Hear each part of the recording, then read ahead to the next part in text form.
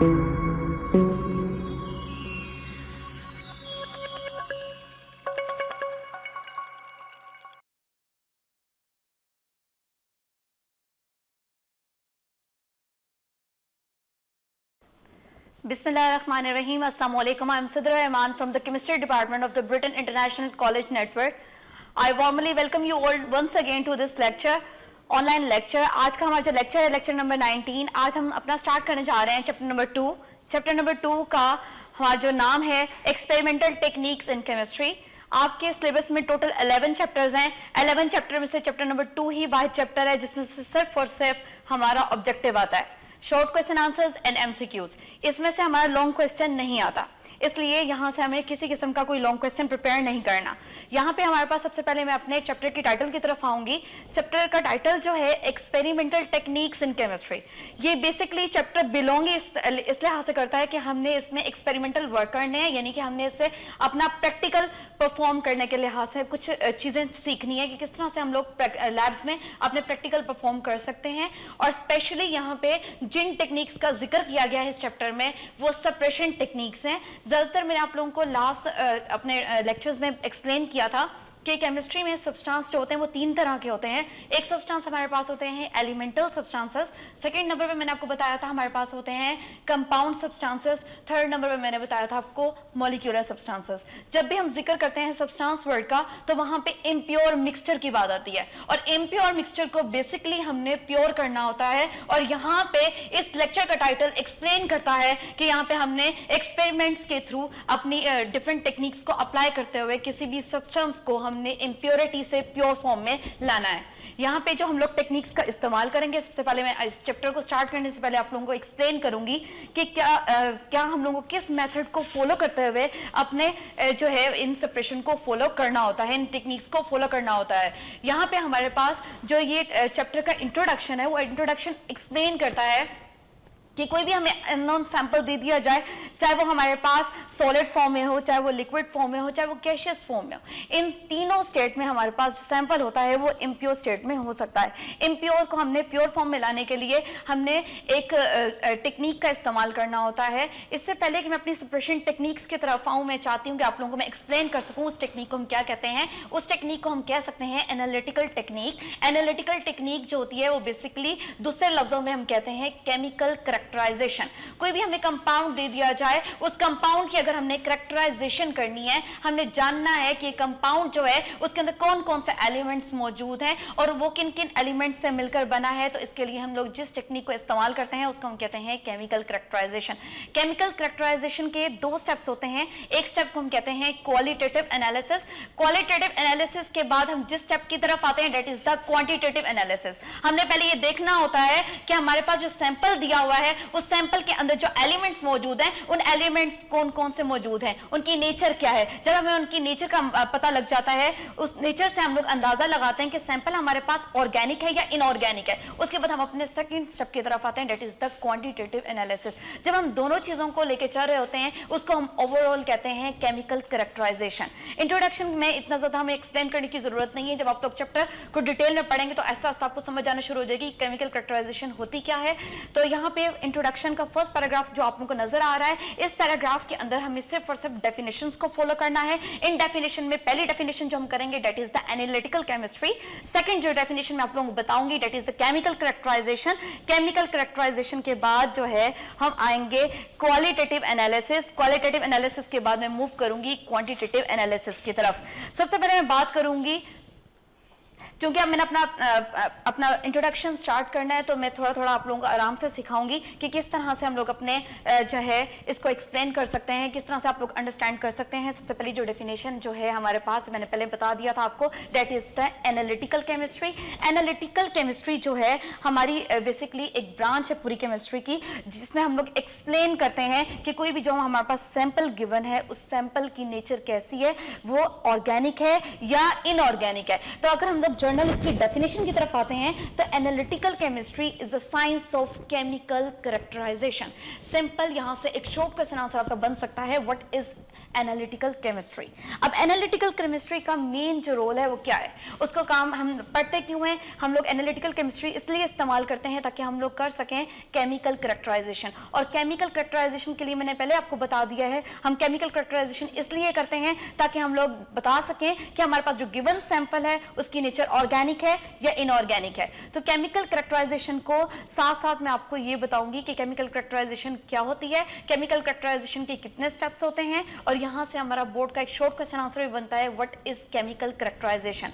अगर हम लोग पूरी देखें डेफिनेशन को केमिकल कैरेक्टराइजेशन की, तो केमिकल कैरेक्टराइजेशन बेसिकली होती क्या है, a complete chemical characterization of a compound include two steps. Number 1 is qualitative, number 2 is quantitative. Qualitative किसी भी चीज की क्वालिटी से बिलोंग करती है कि उसके अंदर क्या क्या चीजें मौजूद है, यानी कि किन, अगर हम लोग बात करते हैं किसी कंपाउंड की, तो कंपाउंड में हम जिक्र करेंगे कि हमारा कंपाउंड किन किन एलिमेंट से मिलकर बना है, और हर एलिमेंट का हम जानते हैं कि नेचर अलग होती है। तो that show the quality of the element in a compound. एक कंपाउंड के अंदर हर एलिमेंट की हम क्वालिटी को एक्सप्लेन करेंगे through qualitative analysis using the chemical characterization.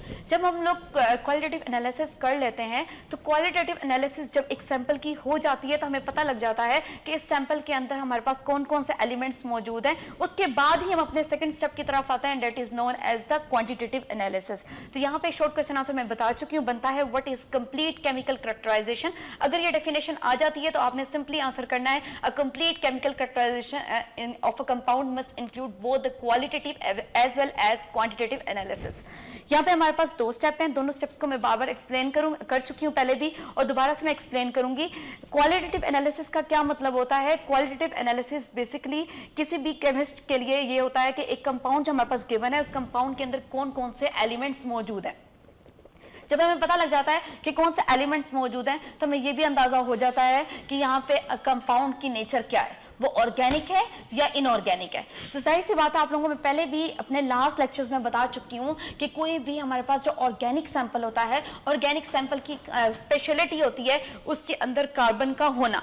जब कार्बन उसके अंदर मौजूद होगी तो वहां से हमें अंदाजा हो जाएगा that compound is qualitative, that compound is the organic compound. और जब हमारे पास कार्बन के अलावा कोई भी एलिमेंट मौजूद होगा, वो मिलके हमारे पास एक कंपाउंड बना रहा होगा, दैट शो यहाँ पे हमारे पास जो कंपाउंड या सैंपल गिवन है that is the inorganic compound. यहाँ पे क्वालिटेटिव एनालिसिस हमारे पास अक्सर डेफिनेशन आ जाती है, डिफाइन द क्वालिटेटिव एनालिसिस। तो इसके प्रॉपर वर्ड्स जो हमारे पास आते हैं वो ये होंगे, in qualitative analysis the chemist is simply concern with the deduction और identification of element present in a compound.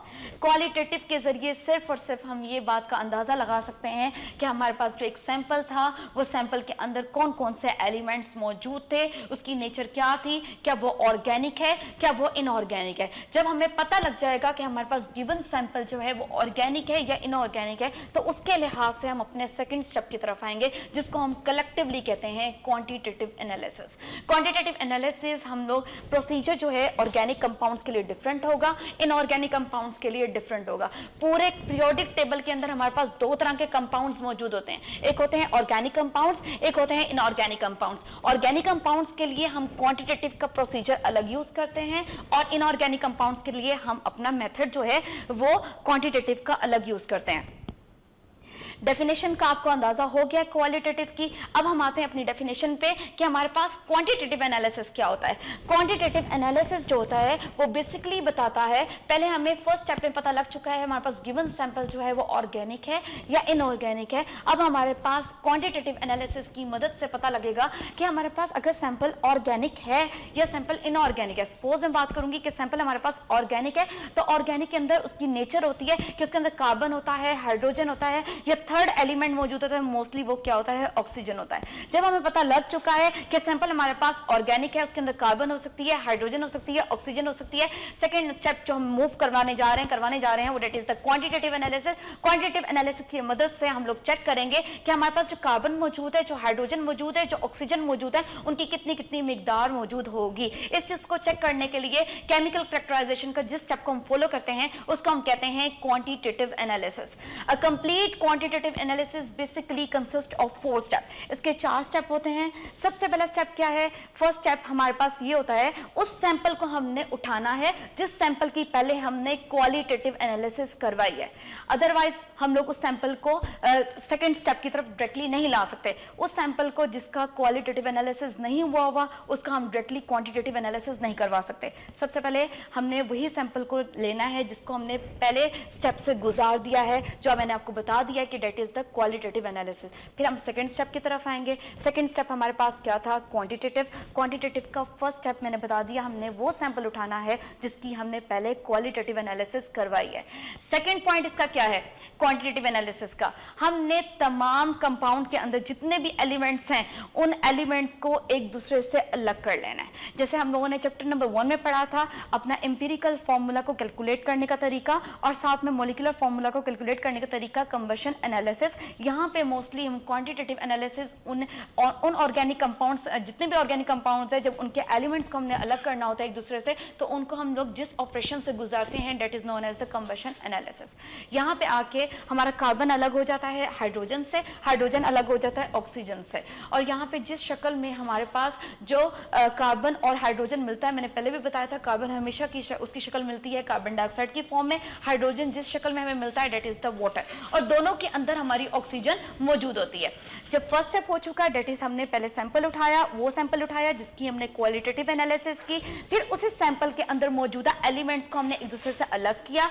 जब हमारे तमाम एलिमेंट्स एक दूसरे से अलग हो चुके, उसके बाद हमने उनकी मेजरमेंट्स करनी है, उनकी कैलकुलेशंस करनी है। फिर हमने चेक करना है कि ये जो हमारे पास कंपाउंड बना हुआ था ऑर्गेनिक कंपाउंड, इसके अंदर कार्बन कितनी थी, हाइड्रोजन कितनी थी, ऑक्सीजन कितनी थी, उसकी हम मेजरमेंट्स करेंगे, उसकी हम कैलकुलेशंस करेंगे। जब पूरी की पूरी मेजरमेंट और कैलकुलेशंस हम डिफरेंट फॉर्मूलाज को अप्लाई करते हुए निकाल लेंगे, तो एंड में आके हम अपने रिजल्ट्स को लिखना शुरू करेंगे। रिजल्ट्स की 2 शक्ल हो सकती है, या तो रिजल्ट हमारे पास ग्राफिकल फॉर्म में हो सकता है या रिजल्ट हमारा टेबुलर फॉर्म में हो सकता है। तो आज के लेक्चर में हमने सिर्फ जो डिस्कस किया है वो यही किया है कि हमारे पास कोई भी अगर अननोन सैंपल है, कोई भी हमारे पास कंपाउंड है, चाहे वो इनऑर्गेनिक है चाहे वो ऑर्गेनिक है, उसको हम लोग चेक किस प्रोसीजर से कर सकते हैं। उसके लिए मैंने कहा कि हम लोग एक टेक्निक को इस्तेमाल करते हैं, that is the analytical chemistry.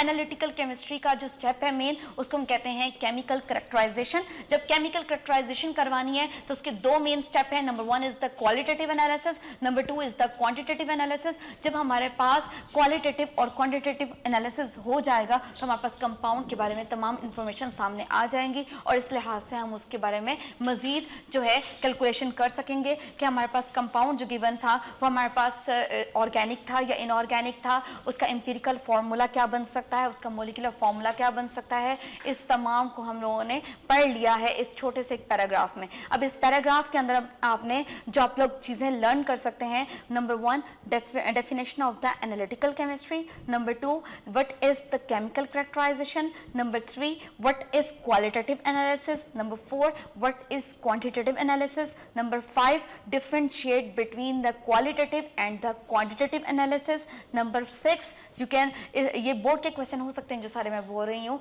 write down the steps of the major steps of the quantitative analysis.